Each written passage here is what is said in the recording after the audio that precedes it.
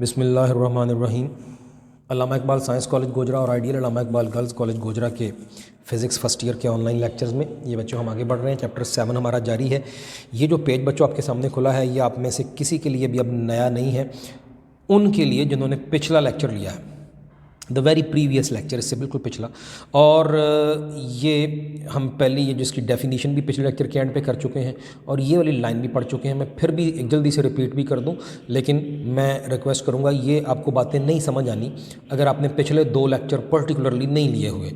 वो लिए हुए हैं तो फिर मुझे यहाँ मेरा बहुत टाइम नहीं खर्च आएगा और मुझे आपको सारी चीज़ें दोबारा से वही सारी मैंने नहीं समझानी, सिर्फ इस टॉपिक पे जारी रखते हैं। और ये सारी ये जो डायग्राम्स हम देखने लगे ये उसी से रिलेटेड है जो पिछले 2 लेक्चरों में देखा है। तो फेज़ हमने डिफ़ाइन ऑलरेडी कर लिया था, सारी डिटेल भी इसकी बहुत हद तक बहुत ज़्यादा बयान कर दी थी पिछले लेक्चर के एंड के करीब। तो क्या था जी, हमने बता दिया था ऑलरेडी कि ये वो angle theta is equal to omega T है, वो angle theta is equal to omega T which determines, जो मालूम करके देता है the displacement as well as the direction of motion of the point executing SHM, उसे कहते हैं फेज़। और ये भी बात हो गई थी कि the phase determines the state of motion of the vibrating point. इनकी बहुत अच्छी डिटेल पिछले ही लेक्चर में मैंने बता दिया, आखिरी कोई 5-7 मिनट में मौजूद है। जल्दी से आगे बढ़ते हैं, एक्सप्लेनेशन का ही अगला पॉइंट है। तो ये हमने एक डायग्राम जो पहली फिगर बनाई है उसकी थोड़ी सी वजाहत और फिर उसके बाद ये अगली फिगर्स की। तो ये बस बच्चों जस्ट हमने वही जो पीछे आपका जाना पहचाना, वही जो डिस्प्लेसमेंट ऑफ प्रोजेक्शन n के तहत हमने जो डिस्कस किया था, ये उसी की बात हो रही है। ये बच्चों यही डायामीटर DE समझिए, वही टॉपिक है जो आपने देख रखा है पिछला। और उसी डायामीटर DE को दिखाया, ये बाकी का सर्कल नहीं दिखाया, बस इसी को डायामीटर DE दिखाया। और जो पिछले लेक्चर में बातें सीख चुके हैं उसके मुताबिक अब हमें पता है कि जब ये प्रोजेक्शन n उस D पॉइंट पे होगी तो हमें पता है कि उस वक्त हम कहेंगे फेज़ है 90 डिग्री, यानी π/2 रेडियन। ये मैं वो बातें कर रहा हूँ जो पिछले लेक्चर में यहाँ की थी, मैं दोबारा दोहराना नहीं चाह रहा हूँ उनका। ऐसे ही जब प्रोजेक्शन n मीन पोजीशन पे है तो हम कहेंगे उसका फेज़ या तो 0 है या फिर बच्चों 180 डिग्री है, क्योंकि मीन पोजीशन पे प्रोजेक्शन तब भी होगी जब पार्टिकल P जो है वो यूं ऊपर को जा रहा होगा और सेंटर इस O1 पॉइंट पे होगा, पार्टिकल P O1 पे होगा तो उसका साया यानी प्रोजेक्शन O पे होगी ऊपर जाते हुए भी। और बाद में पार्टिकल P इधर से इस तरफ से नीचे को भी आ रहा होगा, तब भी जब वो यहाँ पहुँचेगा इस जगह पे तो उसकी प्रोजेक्शन फिर सेंटर पे होगी, लेकिन उस वक्त 180 डिग्री का एंगल होगा, हाफ रेवोल्यूशन मुकम्मल होने पर 180 डिग्री। तो फिर 0 का फेज़ और 180 का फेज़ एक दूसरे के ऑपोजिट हैं। बज़ाहिर प्रोजेक्शन n दोनों केसेस में मीन पोजीशन पर ही है। 0 के फेज़ हो तब भी कहेंगे प्रोजेक्शन n मीन पोजीशन पे है, 180 का फेज़ यानी पाई रेडियन का फेज़ भी प्रोजेक्शन n मीन पोजीशन पे है, लेकिन दोनों में फ़र्क है। फ़र्क ये है, मैंने 3 चीज़ें गिनवाई थी कि क्या देनी है फेज़ ने हमें, क्या देना है। एक तो ये कि प्रोजेक्शन n जो है मीन पोजीशन से कितने फासले पर है, दूसरा मीन पोजीशन के किस तरफ मौजूद है, ऊपर या नीचे, और तीसरा मैंने बताया था कि जा किधर को रही है। चुनांचे 0 का फेज़ है तो हम समझ गए कि प्रोजेक्शन n है तो मीन पोजीशन पर, लेकिन उसका रुख जाने का ऊपर को है। और मैं कहूँ 180 का फेज़ है यानी पाई रेडियन का फेज़ है तो हम समझ गए कि प्रोजेक्शन n है तो इस वक्त मीन पोजीशन पे उसका डिस्प्लेसमेंट 0 ही है, लेकिन वो जा नीचे को रही है। तो ये बातें वही हैं आपकी पुरानी जानी पहचानी जो पीछे हम बड़ी डिटेल से कर चुके हैं। ऐसे ही बच्चों ये नीचे हम यहाँ पर आ जाएं तो इसका मतलब है प्रोजेक्शन n जो है पार्टिकल P घूमते घूमते इधर आ गया, तो प्रोजेक्शन n बॉटम इधर पॉइंट E पर आ गई और उसका फेज़ हुआ 270 डिग्री, जिसको हम रेडियन में कहेंगे तो 3π/2 रेडियन कहेंगे, आपको पता है। और फिर उसके बाद यहाँ वापस आया, पूरा सर्कल घूम के यहाँ आ गया पार्टिकल P, तो उसकी प्रोजेक्शन n फिर मीन पोजीशन पे मिलेगी, जिसका मतलब है प्रोजेक्शन का फासला मीन पोजीशन से फिर से 0 है, लेकिन वो जाने का फिर रुख ऊपर को है। तो हम कह सकते हैं कि 0 डिग्री का फेज़ और 360 यानी 2π का फेज़ सेम होते हैं, दोनों के फेज़ सेम है। फेज़ का मतलब है कि प्रोजेक्शन n मीन पोजीशन से कितनी दूर है, किस तरफ है और जा किधर को रही है। तो 0 और 2π यानी 2π का मतलब पूरा रेवोल्यूशन मुकम्मल हुआ, या जिस 360 डिग्री भी कहते हैं, तो फेज़ सेम है। अब इसी बात को हम ये बयान कर रहे हैं इस डायग्राम में। यहाँ सर्कल नहीं दिखाया हमने, नोट करें, बड़ी अहम बात है, सर्कल नहीं कोई दिखाया, बस वाइब्रेट करती हुई कोई बॉडी है, प्रोजेक्शन n कह लें या अब कोई भी और बॉडी कह लें, वो जो वर्टिकल स्प्रिंग मैस सिस्टम था अब यहाँ समझ लें वो है, तो वो ऑसिलेट कर रहा है बच्चों। तो इस डायग्राम को देखिए, ये वही बात जो अभी की थी। तो ऑसिलेटिंग बॉडी जब यूँ इस तरह से ऑसिलेशंस कर रही है अपनी मीन पोजीशन के ऊपर नीचे, तो जब वो मीन पोजीशन पर है तो इसका मतलब है उसका फेज़ या तो 0 है या फिर पाई है, पाई रेडियन मतलब 180 डिग्री, और 2π भी हो सकता है। 2π का जस्ट ये मीनिंग है कि एक वाइब्रेशन मुकम्मल हो गई है, लेकिन हम उसको भी 0 का फेज़ ही मानेंगे, उसकी ज़रूरत नहीं होती कि 2π के हैं। फेज़ का मतलब हमें पता है कि 3 चीज़ें हैं जो मैंने बता दी। अच्छा, अगली बात, तो जीरो का फेज़ है या फिर पाई रेडियन का फेज़ है अगर मीन पोजीशन पे है, लेकिन मैंने समझा दिया ऑलरेडी कि जीरो का फेज़ है तो बॉडी मीन पोजीशन पे, वाइब्रेटिंग बॉडी, यानी उसका डिस्प्लेसमेंट जीरो है लेकिन उसका जाने का रुख ऊपर को है। और 180 का डिग्री का यानी पाई रेडियन का फेज़ है तो समझ गए कि है तो इस वक्त डिस्प्लेसमेंट जीरो लेकिन उसका रुख नीचे को आने का। ऐसे ही जब वाइब्रेटिंग बॉडी टॉप एक्सट्रीम पे है तो समझ गए, टॉप एक्सट्रीम पे है तो समझ गए कि उसका π/2 रेडियन यानी 90 डिग्री के फेज़ में है वो। और जब वाइब्रेटिंग बॉडी बॉटम एक्सट्रीम पे है तो समझ गए 270 डिग्री यानी 3π/2 रेडियन है। ये बातें बड़ी सिंपल सी, आपको अभी मैंने उधर भी दिखा दी यहाँ भी। लेकिन अहम बात बच्चों अब ये है कि ये फेज़ जो है ये तो वो एंगल है थीटा जो किसने बनाया, इस रोटेटिंग रेडियस OP ने बनाया with reference line OO1 at any instant, किसी भी लम्हे। ये बात बल्कि लिखी भी है, अभी आगे पढ़ भी लेते हैं। सवाल ये है कि हमारा तो ये चैप्टर ऑसिलेशंस के बारे में है, सिंपल हार्मोनिक मोशन है, ऑसिलेशन है, तो इसमें सर्कुलर मोशन क्यों आ गई। अब इसका जवाब सर्कुलर मोशन क्यों आ गई तो ये तो हम ऑलरेडी बात कहीं पीछे कर चुके हैं, आपको ऑलरेडी मालूम है। हमने जो यहाँ पहला ही फ़िक्रा ये बयान किया था SHM and uniform circular motion का पहला ही फ़िक्रा कि ये कैसे है, क्यों है, ये बातें मैं सारी समझा चुका हूँ। अगली बात मज़ीद ये है कि ये बच्चों हमें अब एक बड़ा ही हेल्पिंग टूल मिल गया, ये एक तरीका है ऑसिलेटिंग बॉडी जिसमें सर्कुलर मोशन नहीं भी हो रही। हमने किसी बंदे को ये समझाना हो कि भाई ऑसिलेटिंग बॉडी किसी ख़ास लम्हे, किसी फ़लाँ लम्हे इस वक्त ऑसिलेशन की किस हालत में है, वाइब्रेट तो कर रही है लेकिन फ़लाँ लम्हे किधर है, कहाँ है, क्या उसकी हालत है, फ़लाँ लम्हे किधर है, किस मीन पोजीशन से कितने फासले पर है और किस तरफ है और उसकी वाइब्रेशन का रुख किधर को है, ये बताने के लिए अगरचे सर्कुलर मोशन ना भी हो रही हो, जस्ट एक स्प्रिंग मैथ सिस्टम हो जिसमें सर्कुलर मोशन पर नहीं होती। मैं अगर बच्चों एक वर्टिकली यूनिट का हुआ स्प्रिंग मैथ सिस्टम है तो मैं अगर आपको ये बताऊं कि बच्चों किसी भी लम्हे फ़लाँ कोई स्प्रिंग मैथ सिस्टम था और वो फ़लाँ लम्हे वाइब्रेशन की किस हालत में था, मैं कहूँ जी उसका फेज़ था 180 डिग्री, कतई तौर पर उसमें एंगल इन्वॉल्व नहीं है, एंगल तो सर्कुलर मोशन में होता है, एंगुलर मोशन में, सर्कुलर मोशन में। लेकिन मैंने आपको कहा कि वाइब्रेटिंग बॉडी का फेज़ था पाई रेडियन यानी 180 डिग्री, तो बच्चों आप फ़ौरन सुनते ही समझ गए कि मैं क्या कह रहा हूँ। मैं कह रहा हूँ कि वो वाइब्रेटिंग बॉडी उस लम्हे मीन पोजीशन पर थी, मीन पोजीशन पर तो थी और उसका रुख लेकर नीचे को आने को था। और मैं कहूँ कि जी फ़लाँ लम्हे जीरो का फेज़ था वाइब्रेटिंग बॉडी का, तो आपको पूरी समझ आ गई कि मैं इस वक्त क्या कहना चाह रहा हूँ, मैं क्या समझाना चाह रहा हूँ। कि मैं कह रहा हूँ कि मीन पोजीशन पर है इस वक्त वो बॉडी और उसका जाने का रुख ऊपर को है।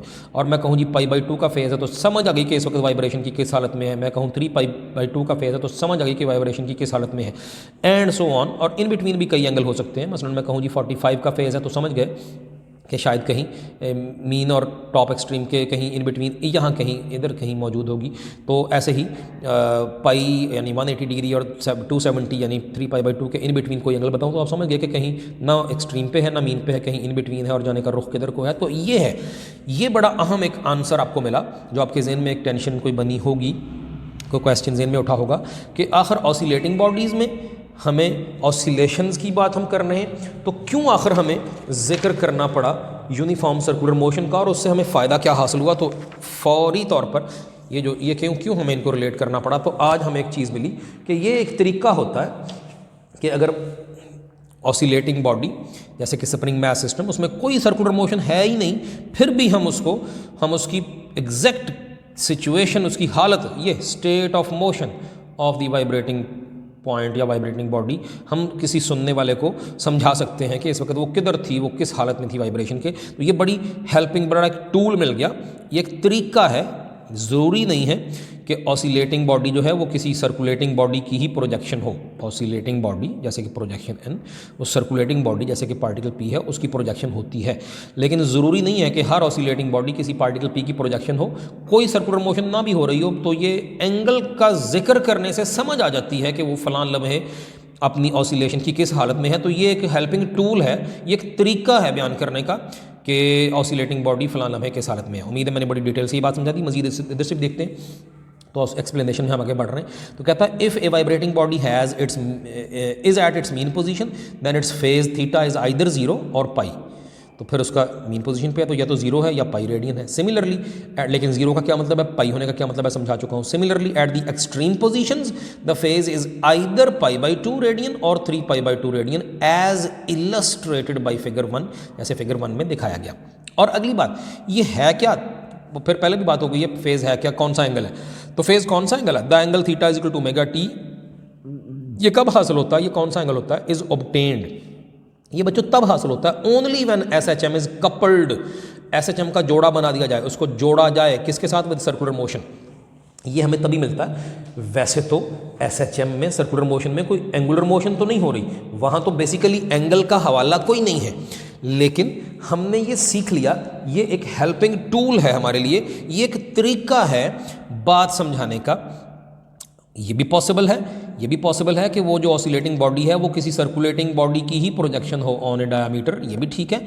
लेकिन ना भी हो तो फिर हमें ये एक सर्कुलर मोशन साथ अटैच करने से या एंगल का जिक्र अटैच कर देने से ये आसानी हो गई, एक हेल्पिंग टूल है। बार बार मैं रिपीट कर रहा हूँ कि ऑसिलेटिंग बॉडी की किसी भी लम्हे की सिचुएशन समझाने का कि क्या हालत है। तो ये मिलता अलबत्ता तभी है बेसिकली, ये थीटा ज़ाहिर ऑसिलेटिंग बॉडी से रिलेटेड चीज़ नहीं है, ये उसी वक्त होता है जब हमने अटैच की, जब हमने कपल कर दी uniform circular motion with SHM. और ये कौन सा एंगल है? This it is the angle that the rotating radius OP makes with the reference direction OO1 at any instant. ये T, किसी भी T लम्हे, जो रोटेटिंग रेडियस OP ने किसी भी लम्हे T पर, ये T साथ मैंने लिखा हुआ है ब्लू मार्कर से, तो किसी भी T लम्हे पर रोटेटिंग रेडियस ने OO1 के साथ जो एंगल बनाया उसी को कहते हैं theta is equal to omega T। लेकिन वो इस डायग्राम में थोड़ी और डिटेल भी है, मैं इसकी बाद में बात करता हूँ। तो ये जो मैंने ये जो इतना हिस्सा बयान कर दिया, ये आपके शॉर्ट क्वेश्चन नंबर 7 का आंसर भी है, इसी चैप्टर का शॉर्ट क्वेश्चन नंबर 7। यहाँ से डेफिनेशन से लेके यहाँ तक हो गया, और सिर्फ एक फ़िक्रा इजाफी साथ नीचे लिखना है, सिर्फ एक फ़िक्रा इजाफी लिखना है। वो कौन सा फ़िक्रा लिखना है इसके बाद, ताकि चैप्टर नंबर ये शॉर्ट क्वेश्चन नंबर 7 का आंसर हो जाए। वो फ़िक्रा जब शॉर्ट क्वेश्चन नंबर 7 करवाएंगे तो फिर मैं बताऊँगा बच्चों, अभी फ़िलहाल इसकी ज़रूरत नहीं है। डेफिनेशन हो गई, बता दिया कि फ़ेज़ क्या मालूम करता है, ये स्टेट ऑफ मोशन बताता है किसी वाइब्रेटिंग पॉइंट की, और बताया कि इस डायग्राम के मुताबिक कि कहाँ कहाँ वाइब्रेटिंग बॉडी का क्या फ़ेज़ होगा।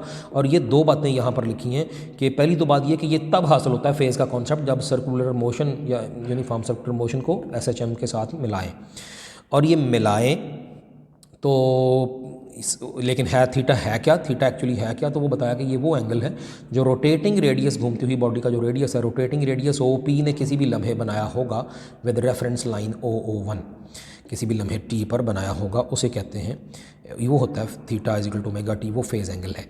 फिर से रिपीट कर दूं जल्दी से, आपके जो ज़हन में एतराज़ या क्वेश्चन कोई आ सकता है उसका फिर से आंसर दे दूं कि कोई वाइब्रेटिंग बॉडी बिल्कुल ठीक है, किसी यूनिफॉर्मली सर्कुलेटिंग बॉडी की प्रोजेक्शन के तौर पर भी सामने आ सकती है, जैसे कि प्रोजेक्शन N है, तब तो डायरेक्ट समझ आ गई कि थीटा कौन सा एंगल है और किधर है क्या है। लेकिन अगर वाइब्रेटिंग बॉडी के साथ सर्कुलर मोशन अटैच नहीं भी है तो हम जानबूझ के सिर्फ अपनी एक हेल्प लेने के लिए, ये जस्ट एक तरीका है बयान करने का कि ऑसिलेटिंग बॉडी की किसी भी लम्हे क्या सिचुएशन है ऑसिलेशन की, तो ऐसा करने में कोई हर्ज नहीं है। अगरचे सर्कुलर मोशन वहाँ मौजूद नहीं भी है तो ये एक तरीका है, फ़ौरन समझ आ जाती है सुनने वाले को कि हम क्या कह रहे हैं कि ऑसिलेटिंग बॉडी इस वक्त फ़लाँ लम्हे किस हालत में है। ये उम्मीद है बात मैंने क्लियर कर दी। अब एक्सप्लेनेशन का अगला पॉइंट है, तो ये फ़ेज़ की डिस्कशन के कुछ स्पेशल केस है, फिर एक जनरल केस है, फिर उस जनरल केस के कुछ और सब केसेस हैं, और फिर कुछ कंक्लूजन है, तो ये इसके नोट्स हैं। स्पेशल केस, पहले तो इस स्पेशल केस का जिसका हम यहाँ जिक्र करने लगे हैं, इसकी बच्चों डायग्राम यहाँ नहीं बनाई हुई इस टॉपिक में, इस स्पेशल केस की डायग्राम नहीं है, और नहीं है वो इसलिए नहीं है क्योंकि वो डायग्राम है ये बच्चों, ये जो पिछला टॉपिक था उसी की डायग्राम की बात हो रही है। मैं दोबारा यहाँ ड्रा करके टाइम नहीं ज़ाया करूँगा, कल पिछले लेक्चर में बड़ी डिटेल से ये वाली डायग्राम समझा चुका हूँ इसी के बारे में। ये स्पेशल केस है। स्पेशल केस में क्या कह रहा है? स्पेशल केस का मतलब ये है कि जब हमारा पॉइंट P, जब कभी सर्कुलर मोशन इसने शुरू की थी तो पॉइंट P उस लम्हे जब अभी टाइम नोट करना हमने शुरू किया, t इज़ इक्वल टू 0 जब था तो O1 पे था, O1 से स्टार्ट लिया, यानी प्रोजेक्शन N मीन पोजीशन से वहाँ से स्टार्ट लिया, और फिर ऊपर को गए तो पार्टिकल P बाद में कहीं यहाँ पहुँच गया, उस वक्त जब टाइम बढ़ते बढ़ते कोई वैल्यू उसकी t हो गई थी, तो टाइम 0 से लेके टाइम t कोई वैल्यू 2 सेकंड 4 सेकंड, तो उस वक्त फिर हम ऑलरेडी देख चुके हैं कि डिस्प्लेसमेंट किसी भी लम्हे का, इंस्टेंटेनियस डिस्प्लेसमेंट प्रोजेक्शन N का, उसका फार्मूला ये होता है x is equal to x not sine theta या x is equal to x not sine omega t। कैसे होता है, क्यों होता है, पिछले टॉपिक में बहुत डिटेल से ये बातें हो चुकी हैं। जब मोशन स्टार्ट हुई हो मीन पोजीशन से, तब यानी पार्टिकल P ने शुरू ही इधर से किया था, टाइम t0 का मतलब यहाँ से पॉइंट O1 से इसने स्टार्ट किया था और अब पहुँचा है टाइम t गुजरने पर इस जगह पर, तो प्रोजेक्शन N 0 मीन पोजीशन से लेके यहाँ पहुँची होगी उतने ही टाइम में इस जगह जहाँ इस वक्त दिखाई है, और उसका x डिस्प्लेसमेंट होगा, वो x डिस्प्लेसमेंट इस इक्वेशन से मिलेगा। लेकिन ये है इस सर्कुलर मोशन का भी और प्रोजेक्शन N की मोशन का भी स्पेशल केस। कौन सा स्पेशल केस कि जब स्टार्ट हुई थी oscillation of projection N from the mean position. ये स्पेशल केस है। देखें ना, सोचें, गौर करें, हमारे बस में तो बच्चों नहीं है, हमारी तो मर्जी नहीं है कि दुनिया की हर घूमने वाली चीज़ जब भी घूमना शुरू करे तो इस एक्स एक्सिस की तरफ से ही शुरू करे, पॉइंट O1 से ही हमेशा स्टार्ट ले। ये बच्चों हमारी तो मर्जी नहीं है। ये तो अगर सोचें तो स्पेशल केस हो सकता है कोई कि जी उसने इधर से स्टार्ट लिया था। कोई भी गाड़ी का पहिया, कोई मोटरसाइकिल का, कोई साइकिल का पहिया जब भी घूमना कहीं भी कभी भी शुरू करता है तो ज़रूरी तो नहीं कि इधर से ही शुरू करता है, कहीं यहाँ से, कहीं यहाँ से, कहीं यहाँ से, यहाँ से, यहाँ से, यहाँ से, उस पहिए का कोई एक पॉइंट, कोई एक नुक्ता, कोई पॉइंट P, तो कहीं से भी स्टार्ट ले सकता है। स्पेशल केस ये है कि उसने स्टार्ट इधर से लिया था और प्रोजेक्शन N ने मीन पोजीशन से स्टार्ट लिया था, तब डिस्प्लेसमेंट ये था x equal to x0 sine theta.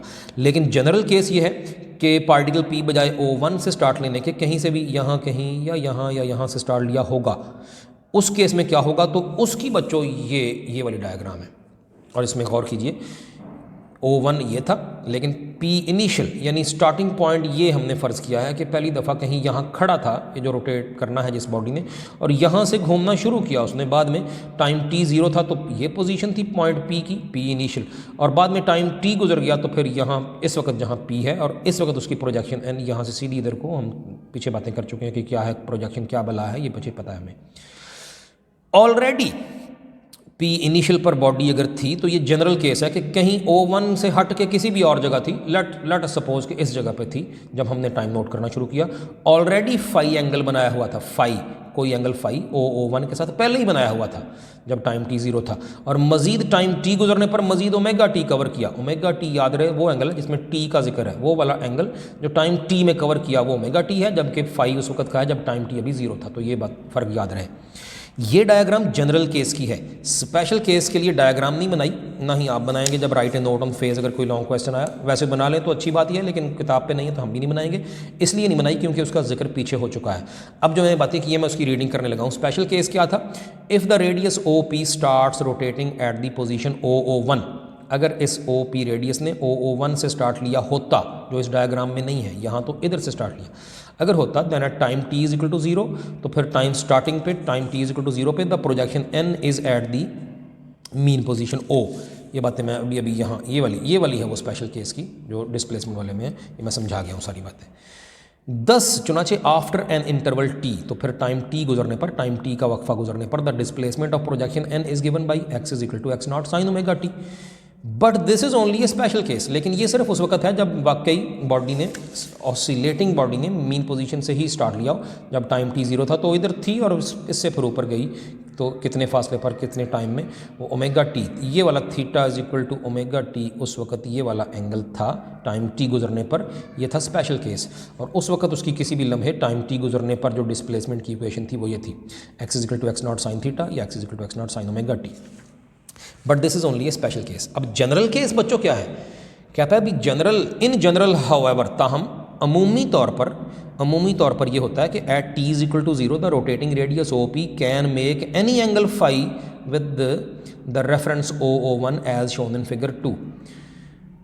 तो स्पेशल केस ये था जो पिछले भी दिखा दिया, लेकिन मतलब वो जो पीछे दिखाया, ये वाला केस जनरल है, ये वाला जनरल है। स्पेशल ये था कि यहाँ से स्टार्ट लिया, अब ये जनरल है कि जब टाइम t0 था तो P इनिशियल ये थी और फिर T टाइम उतरने पर मजीद आगे खिसक के पॉइंट P इधर चला गया और उसकी प्रोजेक्शन N इस वक्त यहाँ पर है और उसका इस वक्त मीन पोजीशन से ये फासला है x, और फाई उसका इनिशियली पहले ही जो बॉडी खड़ी थी तो O01 के साथ फाई उसने पहले ही बनाया हुआ था, इसीलिए हम आगे चल के बताने वाले हैं कि इसको फाई को इनिशियल फेज़ भी कहते हैं। इनिशियल फेज़ उस वक्त का फेज़ जब टाइम t0 है, ये बात अभी बाद में आने वाली है।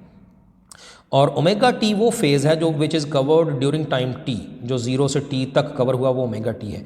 चुनांचे बच्चों गौर करें, इसका मतलब है इस केस में, इस फिगर 2 के केस में मैं कहूँगा जो टोटल एंगल थीटा बनाया, टोटल एंगल थीटा बच्चों यहाँ से चल के ये पूरा यहाँ तक मौजूदा पोजीशन तक ये is equal to omega t plus phi है, या चाहें तो फाई प्लस ओमेगा t कह सकते हैं, तो दोनों तरह ठीक है।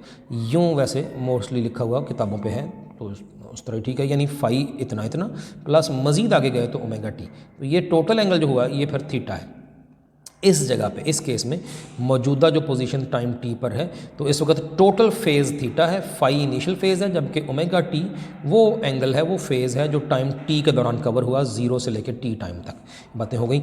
आगे इसको फिर से पढ़ते हैं। तो कहता है इन जनरल हाउएवर जब टी 0 था तो रोटेटिंग रेडियस ओ पी जो था वो घूमने वाला रेडियस, जब बॉडी ने घूमना तो साथ साथ ओ पी ने भी साथ साथ यूँ घूमना, तो rotating radius O P can make any angle phi with the reference O O one, वो जो हवाले की लाइन जिसके लिहाज से एंगल बनना एक्स एक्सिस वाली लाइन, उसको रेफरेंस लाइन कहेंगे as shown in figure 2। During time T the radius O P will rotate through a further angle omega T, तो टाइम टी में मजीद एंगल ओमेगा टी कवर किया इसने। So now the radius O P will make an angle omega T plus phi with O O one at instant T, किसी भी T लम्हे। अब total angle हो गया ओमेगा टी प्लस फाई, ये दोनों मिलकर मिलाई टोटल एंगल हो गया। दस द डिस्प्लेसमेंट ओ एन जो कि एक्स के बराबर है at any time T is given by, यही इक्वेशन अब चेंज होकर यूँ लिखी जाएगी कि x is equal to x not sine omega T plus phi, क्योंकि अब टोटल थीटा है ओमेगा टी प्लस फाई। ये आगे लिखा भी है। हेयर द फेज एंगल, जो टोटल फेज या phase angle theta is equal to omega T plus phi, तीनों में फ़र्क बच्चों याद रहे। फाई है इनिशियल फेज जो उस वक्त था जब टाइम टी 0 था, जो पहले से ही बॉडी उधर ही खड़ी थी वहाँ से चलना शुरू किया, फाई इनिशियल फेज है। ओमेगा टी वो फेज है जो covered by the rotating body during time T 0 से टी तक, जबकि थीटा जो है वो टोटल फेज है जिसको हम टोटल फेज़ एंगल या टोटल फेज़ कह सकते हैं, जो असल में ओ ओ वन से अब टोटल बना हुआ है वो ओमेगा टी प्लस फाई है। अब इस इक्वेशन की जो जनरल इक्वेशन है ये थी स्पेशल, ये उस वक्त की थी जब ऑसिलेटिंग बॉडी ने मीन पोजीशन से स्टार्ट लिया था, और ये उस वक्त की है जब कहीं भी कोई एंगल फाई ऑलरेडी पहले ही बना हुआ था विद ओ ओ वन, तब जो उसने डिस्प्लेसमेंट टाइम टी में कवर किया, ये उसकी इक्वेशन है। अब इस इक्वेशन में बच्चों दो मुख्तलिफ पॉसिबिलिटीज़ आगे हैं, बड़ी सिंपल है, आसान है, मैं इधर ही समझा देता हूँ। मसलन कहता है when T is equal to 0, इस लम्हे की बात हो रही है, when T is equal to, आपने जस्ट ये करना है कि इस इक्वेशन में टी की जगह 0 पुट कर देना। तो देखना कि जब टी 0 हुआ तो क्या होगा। और फिर दूसरा एक केस अभी पढ़ने वाले हैं कि जब इनिशियल फेज़ फाई जो है वो 90 डिग्री था तो क्या होगा, ये वाली डायग्राम उसकी बाद में आते हैं। तो पहले ये देखें जी कि जी जब इस इक्वेशन में टी 0 हुआ तो क्या होगा। जब टी 0 है तो थीटा क्या पहले तो हो जाएगा, थीटा था omega T plus phi, T 0 हुआ तो ये ओमेगा टी सारा 0 हो गया, theta is equal to phi. तो जब टी 0 तो थीटा होता है फाई, जब टी 0 है तो उस वक्त थीटा फाई ही था, इसीलिए hence phi is called initial phase, phi is called the initial phase, इसीलिए फाई को कहते हैं initial phase. So equation 2 implies, तो फिर ये इक्वेशन बताती है कि x is equal to x not sine phi. अच्छा, यहाँ आपके नोट्स पे ये गलती से ओमेगा टी लिखा गया, हालांकि यहाँ फाई आना था, क्योंकि देखें ना ओमेगा टी तो खत्म हो गया, ये बात हो रही है जब टी 0 है तो ओमेगा टी खत्म हो गया, तो थीटा ही बराबर फाई के है। तो अब वो इक्वेशन बनेगी x is equal to x not sine, और ये तो 0 हो गया साथ फाई। ये बच्चों सही कर लें प्लीज़, आपको बता रहा हूँ लेक्चर में, ये इक्वेशन नंबर 3 में ये गलती है, ये मिस्टेक लग गई है, उसको फाई बना लें, ये ओमेगा टी नहीं है। ये तो हमने समझ लिया कि जब टाइम टी 0 था तो उस वक्त छोटा सा यहाँ डिस्प्लेसमेंट बनेगा, ये पार्टिकल पी इधर था तो उसकी प्रोजेक्शन यहाँ कहीं होगी, तो ये वाला छोटा सा जो एक्स डिस्प्लेसमेंट तब बनेगा वो just X equal to x not sine phi के बराबर होगा, और फाई इनिशियल फेज है। लेकिन दूसरी possibility, when initial phase phi हो 90 degree as shown in figure 3, initial phase phi, ये अब फिगर इसकी बात अब करने लगे। तो इस फिगर में देखिए, इस फिगर में चलिए मैं इसको थोड़ा सा ये नीचे आपको हल्का सा इसकी वजाहत भी कर ही दूं। तो बच्चों अब सिचुएशन ये है कि ये तो रेफरेंस लाइन O1 थी, लेकिन हमारी जो बॉडी थी जिसने यूं सर्कल में बाद में घूमना था, उसकी पी इनिशियल बच्चों ये थी, अब उसने टॉप एक्सट्रीम से स्टार्ट लिया था और फिर आगे बढ़ी थी, और किसी टाइम टी उस वक्त थी ज़ाहिर है जब टी इज इक्वल टू 0 था, और फिर जब टाइम यहाँ पर पहुँच के टाइम हो गया वही टी, कोई वैल्यू उसकी हो गई टी, तो पार्टिकल पी उस वक्त यहाँ था और उसकी प्रोजेक्शन इधर से मैंने परपेंडिकुलर ड्रा किया, उसी डायमीटर डी ई जिसको हमने कहा था डी ई। तो अब बच्चों ये है एन, और बॉडी ने स्टार्ट इधर से लिया, यानी O1 के साथ उसका ऑलरेडी जो एंगल फाई बना था वो नज़र आ रहा है आपको कि 90 डिग्री था, यानी π/2 रेडियन था। तो अब बॉडी यहाँ से चल के यहाँ पहुँची है, तो उसका ये टाइम टी के दौरान मज़ीद एंगल जो कवर किया वो फिर ओमेगा टी है, ये वाला फाई इतना था और मज़ीद ओमेगा टी वो है जो 0 से टी तक कवर हुआ।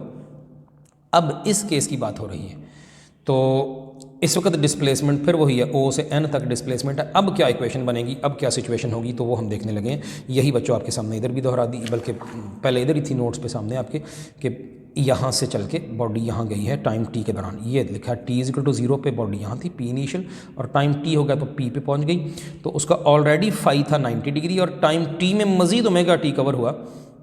तो अब क्या सिचुएशन होगी, तो ये जनरल इक्वेशन थी, उसमें बस ये करना है फाई की जगह 90 डिग्री पुट करके देखते हैं क्या बनता है। तो कहता है वैन इनिशियल फेज़ फाई था 90 degree as shown in figure 3, जैसे फिगर 3 में दिखाया है, तो क्या होगा फिर वही इक्वेशन जनरल इक्वेशन है वो हर एक के ऊपर अप्लाई होगी, बस अकॉर्डिंगली जो भी उसमें सिचुएशन है वो पुट कर देनी है। तो अब उस इक्वेशन में फाई की जगह 90 पुट किया, ये बच्चों बना x equal to x naught sine omega T plus 90 degree. लेकिन ये अब चीज़ एक याद रखनी है, sine omega T plus 90 degree बच्चों होता है कॉस ओमेगा टी। कैसे होता है, क्यों होता है, ये एक डिटेल लिखी हुई है साइड पे, ये फिज़िक्स का नहीं है, ट्रिग्नोमेट्री का फार्मूला है। और ये कहाँ पर है, ये बच्चों आपकी फ़िज़िक्स की बुक है, और इस फिज़िक्स की बुक में आपके पास भी है ये टेक्स्ट बुक, उसके एंड पे चले जाएं तो ये आपको मैंने पहले भी कभी फिज़िकल लेक्चर जब हुए थे तो ये आपको दिखाया हुआ है, ये पेज नंबर 268 है। उसमें मैथमेटिकल रिव्यू के नाम से बच्चों वो सारे फार्मूले हैं मैथ के, ज्योमेट्री के, अलजबरा वगैरह के, ट्रिग्नोमेट्री के, जो कि आपको फ़िज़िक्स में चाहिए होंगे, फ़िज़िक्स की बुक ही है।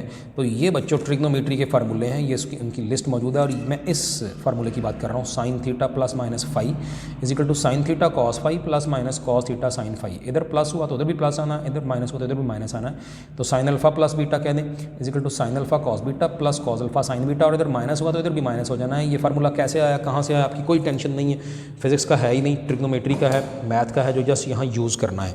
तो ये देखें वही लिखा है साइन अल्फा प्लस बीटा, ये होगा sign alpha cos beta plus cos alpha sine beta. अब यहाँ अल्फा जो है वो है ओमेगा टी और बीटा जो है उसकी जगह 90 है, तो वो पुट कर दिया साइन ओमेगा टी प्लस 90, खोला इसको साइन ओमेगा टी कॉस 90, वो फार्मूला लगाया, plus cos omega t sine 90। अब कॉस 90 पता है 0 होता है, तो साइन ओमेगा टी इंटू 0 पूरा ही 0 बन गया, और cos omega T into sine 90 होता है 1। तो फाइनली क्या बना साइन ओमेगा टी प्लस 90 जो था वो बना कॉस ओमेगा टी। ये कैसे बना, क्यों बना, पूरी डिटेल आपके सामने। पता चला कि जब फाई होगा 90 डिग्री तो फिर ये जो साइन ओमेगा टी प्लस 90 है ये असल में कॉस ओमेगा टी बन जाएगा। तो अब वो इक्वेशन फिर क्या बनी, तो बच्चों वो इक्वेशन फिर बनी या यूँ समझिए कि ये जो ऊपर अभी आई थी ये क्या बनी, तो sign omega T plus 90 degree, इस सारे की जगह क्या आएगा कॉस ओमेगा टी। तो बना x is equal to x naught cos omega T. ये भी एक तरह का स्पेशल केस ही है, ये भी स्पेशल, ये जनरल था, कोई एनीवेयर कहीं से भी स्टार्ट लिया पी इनिशियल, और ये भी स्पेशल केस था कि जब मीन पोजीशन से स्टार्ट लिया तो डिस्प्लेसमेंट की इक्वेशन ये है x equal to x not sine omega t, और जब बच्चों एक्सट्रीम से स्टार्ट लिया तो फिर इक्वेशन ये है x equal to x naught cos omega t. और अब इस जगह बड़ी अच्छी बात है, ऑनलाइन सिस्टम की एक बड़ी नेमत है कि आपके पास पिछले मेरे लेक्चर भी मौजूद हैं। इसी चैप्टर का बच्चों जस्ट दूसरा लेक्चर जो था, इस चैप्टर का दूसरा लेक्चर, अब ज़रा वो एक दफ़ा जल्दी से फिर से देख लीजिएगा, या देखा हुआ है पता है तो आपको याद होगा मैंने वहाँ क्या बताया था। मैंने वहाँ साइन वेव भी बना के दिखाई थी, याद करें, कोसाइन वेव भी बना के दिखाई थी, उनकी वो एंगल्स की वैल्यूज़ लिख के, साइन वेव और कोसाइन वेव। और बच्चों याद तो करें ज़रा दोनों में फ़र्क क्या था, कुछ याद आया आपको? आप में से बहुत से यकीनन बात समझ गए हैं कि मैं क्या कहना चाह रहा हूँ। साइन वेव बच्चों ये होती है, कैसे होती है, क्यों होती है, लेक्चर नंबर 2 इस चैप्टर का देख लीजिए। ये साइन थीटा वाली वेव है, इधर को थीटा लें और उधर को साइन थीटा, तो इस तरह बनती है। और कोसाइन वेव आपको याद करें, मैंने कहा था कि अब ये अच्छी तरह समझ लें, और आइंदा मैंने कहा था ये जो भी ये इसका जो रिज़ल्ट है वो फिर आपने ख़ुद ही आपको पता होना चाहिए जब भी आगे ये बात हो। तो बच्चों ये है कोसाइन वेव, दोनों बिल्कुल एक जैसी हैं बाहर देखने में। फ़र्क मैंने क्या बताया था कि मीन पोजीशन से स्टार्ट हो तो बच्चों साइन वेव, और एक्सट्रीम से स्टार्ट हो तो कोसाइन वेव, और बिल्कुल यही बात अब यहाँ हुई है, ऑटोमेटिकली वो आपके सामने चीज़ आ गई है। तो मीन पोजीशन से स्पेशल केस था, मीन पोजीशन से स्टार्ट हुआ था, प्रोजेक्शन एन मूव करना, तो उसका फार्मूला था x is equal to x not sine omega t. और अब देखा कि 590 था, यानी एक्सट्रीम पोजीशन से स्टार्ट हुई थी मोशन, तो अब किसी भी लम्हे का displacement x is equal to x naught cos omega t आया, और उसकी वजह हम ऑलरेडी जानते हैं। मीन पोजीशन से स्टार्ट साइन थीटा का फंक्शन आता है, एक्सट्रीम से स्टार्ट तो कॉस थीटा का, और यही हुआ भी है। और यही बच्चों कंक्लूजन है इस टॉपिक का। कंक्लूजन, नतीजा क्या निकला, if the projection N starts moving from the mean position then the displacement is given by the relation x is equal to x not sine omega t. जबकि if the projection N starts moving from either of the two extremes, दोनों extreme में से किसी से शुरू हुई होगी, as shown in figure 3, जैसे फिगर 3 में दिखाया, तो फिर displacement is given by the relation x is equal to x naught cos omega T. ये है जी कंक्लूजन। मीन पोजीशन से स्टार्ट हुई मोशन तो एक्स डिस्प्लेसमेंट होता है x is equal to x not sine omega t, extreme से start हुई तो x is equal to x naught cos omega T. ये पूरा टॉपिक फिनिश हुआ जी आपका फेज़ का, साथ साथ समझा दिया, साथ साथ रीडिंग भी हो गई। अब आप इसको खुद एक दफ़ा रीड कीजिएगा और ये करेक्शन कर लीजिएगा, बाकी चीज़ें देख लें आपके सामने हैं जी। Thank you very much.